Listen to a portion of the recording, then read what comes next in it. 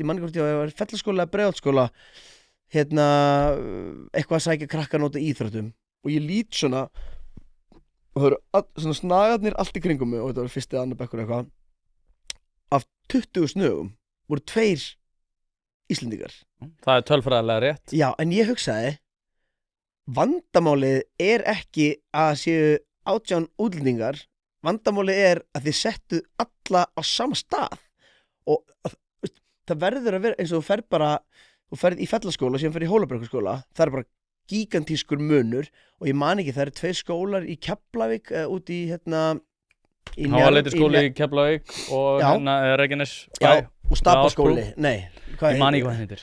allavega, þar ertu með 2 svona skóla, það er bara Íslendingaskólinn og útlendingaskólinn og síðan ertu með þú veist eins og ég nefnilega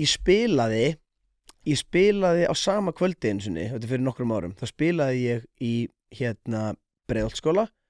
og seinna daginn kvöldið þá spilaði ég í Garðaskóla og stéttaskiptingin sem ég sá bara milli þessara hverfa, skilurðu, hún var svo gigantísk og nú er ég ekki með neitt punkt en ég mæti samt inn í Breiðholtsskóla og það er bara koma allir með eitthvað svona matað heiman og meiri hluti krakkana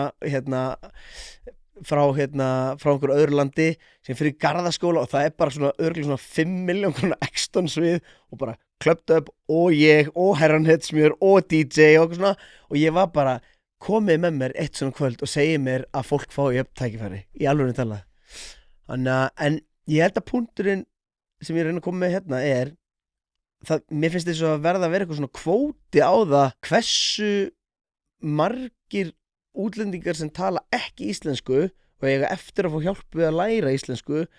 ekki setja allavega á sama punktin og byrðu bara til massíft vandamál bæði fyrir börnin sem eru að koma og börnin sem eru í skólanum og kennarana og bara streita og vesen og þannig að þú veist, en er ég með lausnina? Nei, það eru stjórnmálamenn sem eru að vinna við það að finna út af því.